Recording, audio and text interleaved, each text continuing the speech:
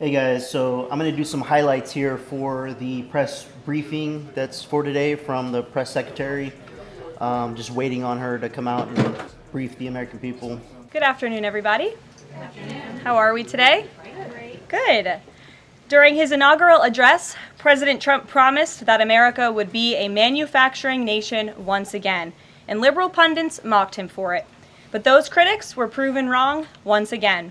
On the heels of President Trump's Oval Office meeting with Apple CEO Tim Cook last week, Apple just announced its largest ever commitment to American jobs and industry, with plans to spend and invest more than $500 billion in America over the next 4 years. Over the course of the current Trump administration, Apple plans to hire around 20,000 new workers, creating high-paying jobs right here in America. And the investment isn't limited to one specific region of our country. Apple teams and facilities will expand all over our country in Arizona, California, Iowa, Nevada, North Carolina, Michigan, Oregon, Texas, and Washington. And on another important note that the American people entrusted President Trump to fulfill, this administration's efforts to seal the border continue to prove extraordinarily successful. In President Trump's first month back in office alone, illegal border crossings hit lows not seen in decades, down 94% over the past year, while interior arrests are up 134%. And this past Saturday, this is a significant statistic that I wanted to share with all of you, there were only 220 illegal border crossings on Saturday. This is a 15-year low. Think about that in comparison to the amount of illegal border crossings we saw under the previous administration. Fox recently reported that a San Diego migrant shelter is closing its doors after saying they have not received new asylum-seeking families or individuals since January 20th. We all know what happened on January 20th, don't we?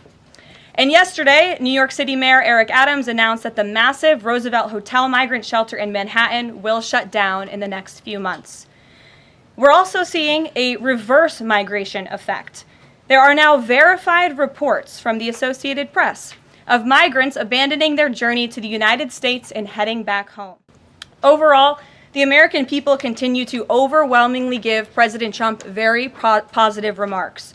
Nearly every one of President Trump's policy initiatives are receiving strong majority support, and I have noted that in every briefing since Inauguration Day.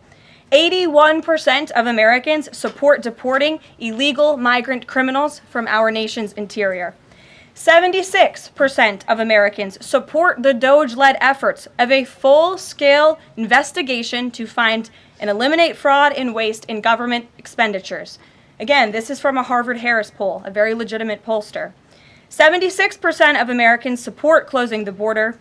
69% of Americans support President Trump's common sense efforts to ban men from women's sports. And 61% of Americans, vast majority, support the president's plan for reciprocal tariffs to ensure that other countries are treating us the way we have always been treated. Despite what many Democrats and media members want you to believe, the Trump agenda is not only necessary, but it is overwhelmingly popular. Why? Because it's driven by common sense. And finally, as you all saw yesterday, a federal judge denied the Associated Press's emergency motion for a temporary restraining order against myself, our Deputy Chief of Staff Taylor Budowich, and our Chief of Staff Susie Wiles for our decision to remove the Associated Press from the White House press pool for certain and special events. The judge's ruling, upholding our decision to deny the Associated Press such privileged access, reinforces the truth. And it reiterates what I said from this podium last week when that suit was filed. Asking the President of the United States questions in limited spaces such as the Oval Office and Air Force One is a privilege that unfortunately has only been granted to a few. It is not a legal right for all. The Trump administration has already proven to be the most transparent ever, and this president the most accessible in history. This is evidenced by President Trump's daily press conferences in the Oval Office, where he takes many questions from the journalists who have the honor and privilege of standing before the beautiful Resolute desk. The president and this entire White House are committed to ensuring the American people continue to receive this same level of historic transparency, access, and visibility. In fact, we want to double down and give even greater access to the American people. We want more outlets and new outlets to have a chance to take part in the press pool, to cover this administration's unprecedented achievements up close, front and center. As you all know, for decades, a group of DC-based journalists, the White House Correspondents Association, has long dictated which journalists get to ask questions of the President of the United States in these most intimate spaces. Not anymore. I am proud to announce that we are going to give the power back to the people who read your papers, who watch your television shows, and who listen to your radio stations. Moving forward, the White House press pool will be determined by the White House press team. Legacy outlets who have participated in the press pool for decades will still be allowed to join, fear not, but we will also be offering the privilege to well-deserving outlets who have never been allowed to share in this awesome responsibility. So by deciding which outlets make up the limited press pool on a day-to-day basis, the White House will be restoring power back to the American people who President Trump was elected to serve. So in that note, in our new media seat today, we have Shelby Talcott, who is a White House reporter for Semaphore. With that, Shelby, I will take your questions. Thanks, Karoline. I've got two for you. One on foreign policy. Over the weekend, the president's special missions envoy, Rick Grenell, was talking about Venezuela, and he said that the president isn't someone who wants regime change. Other administration officials have made clear that they don't see Maduro as the rightful leader. What is this administration's policy on a new government in Venezuela? I think the president has made his position on Venezuela quite clear. He stands in opposition to the Maduro regime, and Secretary Rubio has spoken on this extensively as well. And then on Doge, last night Elon Musk said that a failure to respond a second time will result in termination. Will there be additional rounds of the did you do this week email from Doge to federal workers? And what's the guidance on the federal workers who have been instructed by their agencies not to reply? So a couple of things on this. First of all, let's just take a step back and talk about this idea. The president sent out a truth last weekend to Elon Musk saying he loves everything Elon is doing and he wants him to be even more aggressive because Doge thus far has proven incredibly successful in making our government more efficient. And so Elon and Doge came up with this idea. Elon has implemented this at his private companies. It has proven successful. And it's a very simple idea when you think about it. All the Office of Personnel Management is asking, all this administration is asking, President Trump is asking, is for federal workers who live off of the American taxpayers' dime to send 5 bullet points of what they have done in the previous week. That is all we are asking for. And so the Office of Personnel and Management sent out additional guidance last night. Those responses should be directed to agency leadership, and the president defers to his cabinet secretaries, who he's obviously entrusted to pursue the guidance relative to their specific workforce. And for some of the agencies that you've seen who have said, please don't send these emails, it's in their best interest for that specific agency, and the president supports that. And let me be very clear, the president and Elon, his entire cabinet are working as one unified team. And they are implementing these very common sense solutions. You're welcome. Jackie. Thank you. One follow-up on this question. So about the deadline, Alina Habba said that you have until tonight. Elon Musk said a failure to respond a second time would result in termination. So is that a real deadline? Should federal workers be looking to that guidance, or should they be looking to the agency heads? Like, what is the actual deadline? So again, the agency heads will determine the best practices for their employees at their specific agencies. Again, this was an idea that Elon come up with. Doge worked with OPM to actually implement the idea, and the secretaries are responsible for their specific workforce. And this is true of the hirings and the firings that have taken place. And we advise federal workers, unless you're in a world filled with nasal congestion, one hero rises.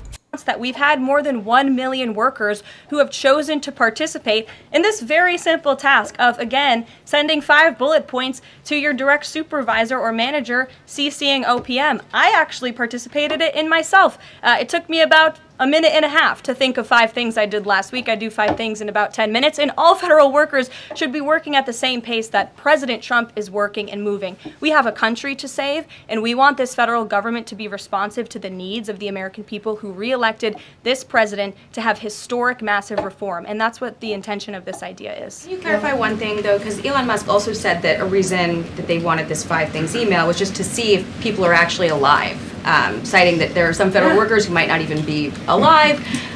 So, meantime, NBC is reporting that these responses are going to go into an AI generator to evaluate whether these jobs are necessary. So, is it just to see if people are actually working, or is it an effort to maybe cut some of those jobs? I have not seen that NBC News report, and I haven't heard that from Doge or from Elon himself. Again, this is to ensure that federal workers are not ripping off American taxpayers, that they are showing up to the office, and that they are doing their jobs. That's what the American people expect, and it's a very simple task to complete. I did it myself, and I was more than happy to do it because I'm very grateful that I am serving the American people on the American taxpayers' dime. Doge should hire a spokesperson just so that Elon Musk doesn't put out tweets that then confuse federal workers. Are my press briefings not good enough for you, Jackie? John. Caroline, thank you. In the ruling by Judge McFadden yesterday, who dismissed the lawsuit that AP brought against yourself and your team members here, President Trump, in there he said, why not just do away with the entire White House Correspondents Association along with it, because essentially they have no authority, they just usurped it. What is your reaction to that? Well, first of all, John, it's great to see you, and you are one of those individuals who has you're on a streaming platform that hundreds of thousands of people tune into every day. So it's great to see you in the briefing room. I did address that actually in my opening remarks by announcing that the White House press team in this administration will determine who gets to enjoy the very privileged and limited access in spaces such as Air Force One and the Oval Office. There are, as you know, look at this room, hundreds of journalists who show up to this building every single day and are not granted that luxury of flying on Air Force One and asking the President of the United States questions. And so we want to ensure, again, everyone has a seat at that highly coveted table. But alas, the legacy media outlets who have been doing this for quite some time and have invested resources into covering the White House, their spots will remain, just like they have in this briefing room as well. Investigation into people who might be leaking within the administration. Will the White House release the names of the individuals that DHS Secretary Noem said were caught leaking details of the ICE raid? And can you share how many leakers have been caught so far and what agency they were a part of? I would defer you to DHS on the leakers that they have identified, but I know the President and this White House commend Secretary Noem for launching an internal investigation to identify those leakers because it's unacceptable for career bureaucrats who are standing in the way of the will of the American people and enacting President Trump's agenda.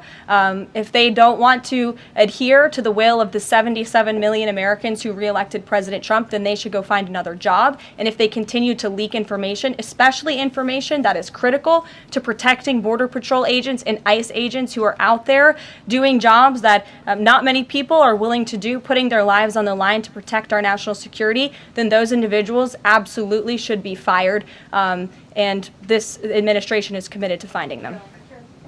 Sure. Karoline, 2 questions for you. One related to Guantanamo Bay, the other to the White House Correspondents' Dinner.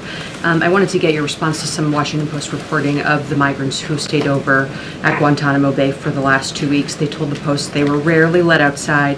They were shackled and placed in what they described as cages and alleged that they were not treated as human beings. Does the White House have any response to those conditions? At Guantanamo Bay?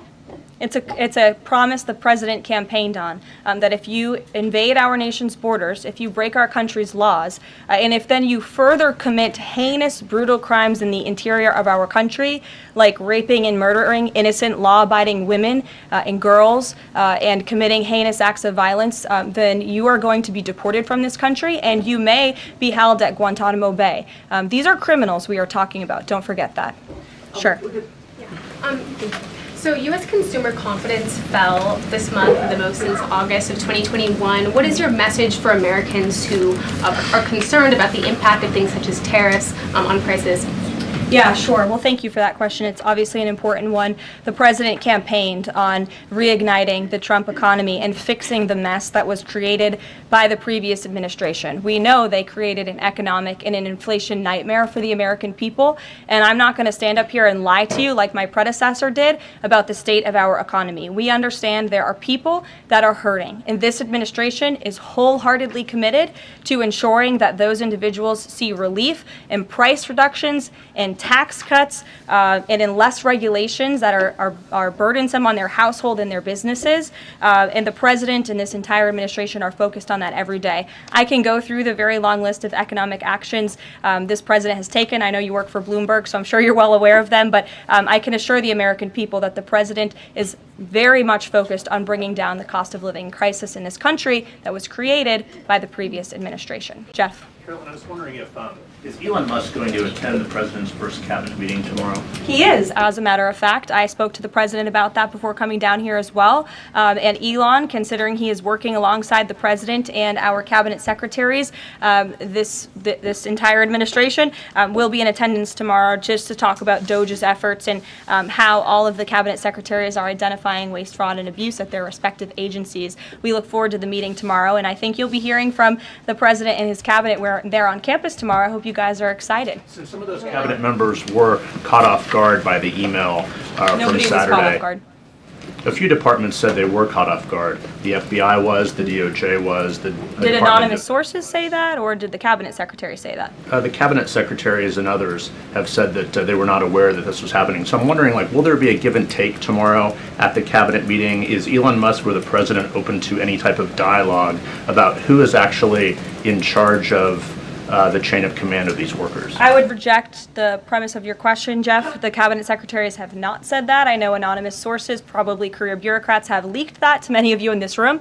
But as I said at the beginning of this press conference, everybody is working as one team, and the president respects the decisions of his cabinet secretaries to tell their staff, not to respond to that email because they did so out of interests of national security, and they don't want to obviously risk confidential information. It's pretty common sense. We're hearing from some Republicans who are voicing concerns about how these cuts are being carried out. Congressman McCormick, a Republican from Georgia, tells us he's worried it's too rapid for real people to adapt to. And he says he's concerned that it could come off as discompassionate, in his words, that it could risk undercutting the strong message that he feels you're trying to send about the need to cut government waste. Well, I think that was one comment from one senator, and I think, as I cited in my opening remarks in the poll, the most important people are the American people, and 77% of Americans at home support a full investigation into the waste, fraud, and abuse that the federal government has been spending their tax dollars on. So that's the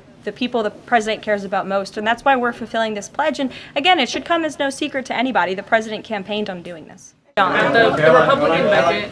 Thanks a lot, Karoline. Since your last briefing, there have been some personnel moves that have been announced by the president, and I wanted to ask you about them. One was the president replacing the chairman of the Joint Chiefs of Staff, General C.Q. Brown Jr. What was the reason for the president naming a replacement for General Brown?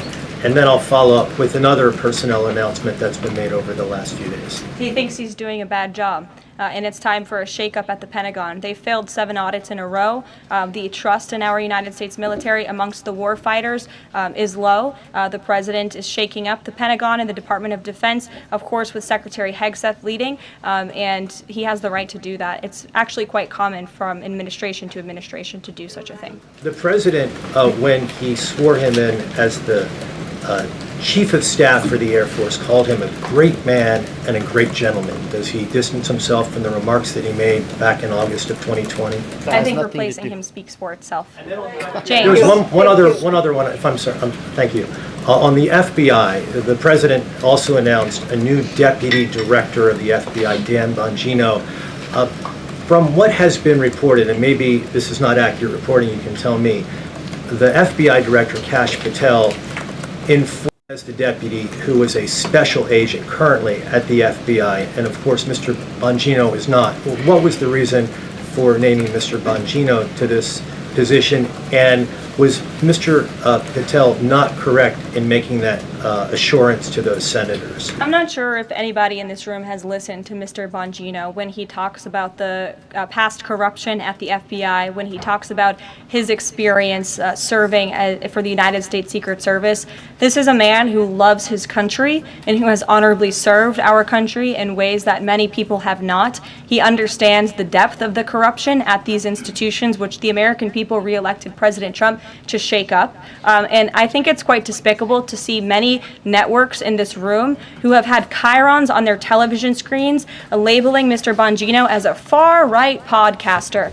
He is not. He is a former law enforcement agent. He is a former Secret Service agent who put his life on the line to protect this country, and that is why the President of the United States has entrusted him for this important role. He's also an outsider to this Washington swamp, and we often see that when outsiders are appointed to such coveted positions, a lot of people in this city get very, very nervous, and they should be, because Dan Bongino and Kash Patel and Attorney General Bondi are focused on rooting out the corruption at these agencies and ending the weaponization of government once and for all. That was a good briefing. A lot of information. Let me know what you guys think in the comments below. I hope to one day actually be in that room and ask some very good questions. Today there were some good questions that were asked, and there's still some ongoing things that are happening that can't be disclosed yet, but we need to have some of these reporters highlight these questions because they need to be asked again in the future when we get some more answers to these questions. Let me know what you guys think in the comments below. Like and subscribe. I'd appreciate it. Till next time. Peace out, guys.